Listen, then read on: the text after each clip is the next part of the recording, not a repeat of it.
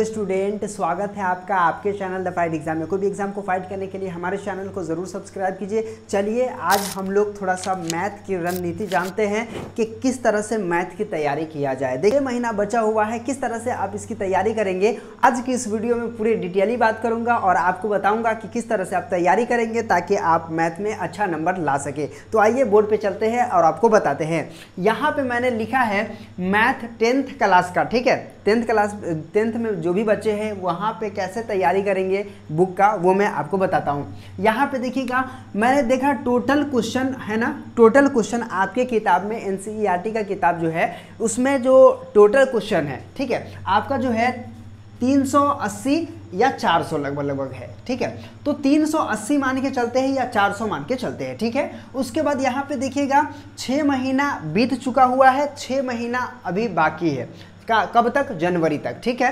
फरवरी में आपका एग्जाम हो जाता है।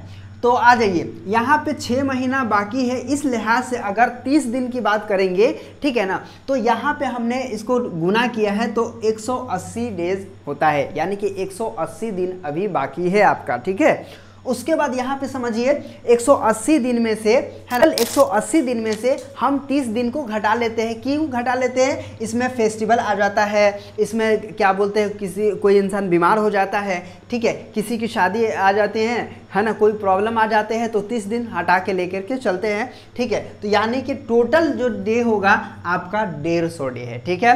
अब 150 में हमें क्वेश्चन अगर पढ़ना है, यदि हम रोजाना 2 क्वेश्चन पढ़ते हैं तो क्या होता है, आइए बात करते हैं। यहाँ पे 2 क्वेश्चन पढ़ते हैं तो यहाँ पे 15 दूना 30, ठीक है। यहाँ पे आपका हो जाएगा 300 क्वेश्चन आप पढ़ेंगे, 300 क्वेश्चन आप पढ़ेंगे, ठीक है। लेकिन अगर हम 300 क्वेश्चन पढ़ रहे हैं, टोटल क्वेश्चन जो दिया हुआ है वो पूरा नहीं हो पाएगा 2 को क्वेश्चन अगर रोजाना पढ़ते हैं तो इसी को हम बढ़ा करके 3 कर देते हैं, ठीक है। तो यहाँ पे देखिए 3 कर देते हैं और 15 तिया कितना होता है 45, तो 15 तिया 45, 450।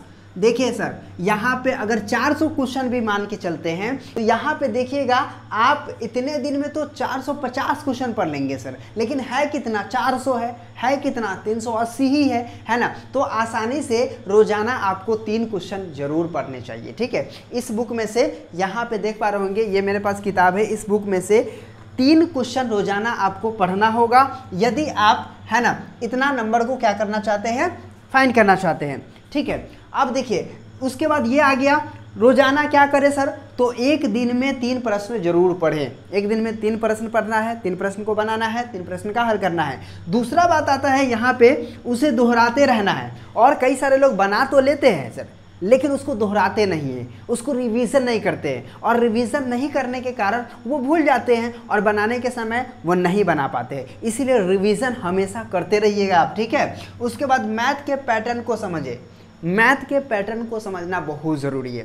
बहुत सारे बच्चे क्या होते हैं, मैथ बना लेते हैं, उसको खूब बनाते हैं, पैटर्न समझने का कोशिश नहीं करते हैं। यदि आपको पैटर्न समझना आ जाता है, जैसे मान लीजिए वृत्त का क्षेत्रफल अगर हम कहते हैं, वृत्त का क्षेत्रफल, ठीक है, तो वृत्त का क्षेत्रफल अगर हमें निकालना है πr² होता है, ठीक है, ये हमें पता है, πr² होता है। अब यहाँ पे दिया वृत्त की त्रिज्या दे दिया हुआ है, चलिए त्रिज्या r7 मान लेते हैं, ठीक है। हमको पैटर्न पता है सर, तो कैसे बनाएंगे, कुछ भी दे दे यहाँ पे हमको उससे फर्क नहीं पड़ेगा। कैसे बनाएंगे ये बनाते हैं। यहाँ पे 22/7 हो जाएगा, ठीक है, और यहाँ पे क्या होगा, r का स्क्वायर करेंगे, ठीक है, 7 × 7, एक साथ से 7 कट गया, और यहाँ पे देखिए 7 दूना 14 के 4 कैरी 1, और 7 दूना 14 एक क्या हो गया 15 हो गया। तो इस तरह से बड़े इजी तरीके से बनाएंगे। तो पैटर्न समझने का कोशिश करिए कि ये बना कैसे है, ये समझना आपको आना चाहिए। उसके बाद यहाँ पे है PDP। अब ये PDP क्या होता है सर, ये PDP फार्मूला है, जो फार्मूला आपको लगाना है। कैसे लगाना है मैं आपको बताऊँगा।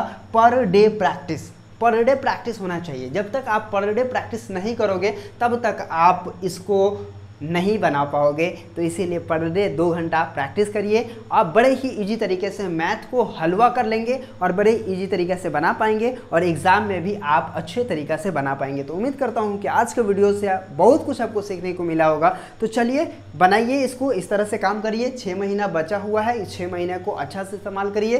3 प्रश्न रोजाना बनाइए, है ना, उस चीज़ को दोहराते रहिए। उसके बाद से जो है पैटर्न समझने का कोशिश करिए, और उसके बाद से कहेंगे PDP यानी कि पर और डे प्रैक्टिस करते रहिए, मज़ा आ जाएगा सर।